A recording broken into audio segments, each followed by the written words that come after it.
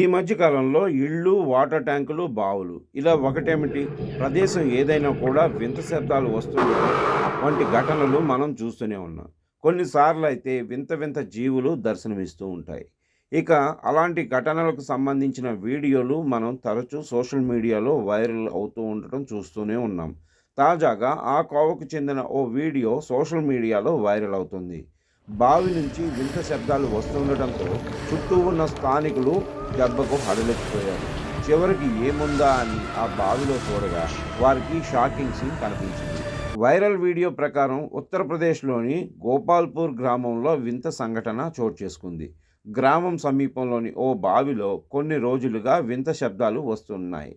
మొదట్లో గ్రామస్తులు వాటిని పట్టించుకోలేదు. అయితే అనుమానం వచ్చి అందులో ఏముందా అని చూడగా ఏకంగా 24 పిల్ల కొండ చిలువలు, ఒక విషసర్పం కనిపించాయి.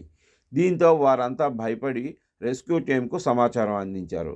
అక్కడికి చేరుకున్న అటవీశాఖ సిబ్బంది బావి లోతును పరిశీలించి అతి కష్టం మీద ఆ విషసర్పాలను బయటకు తీశారు.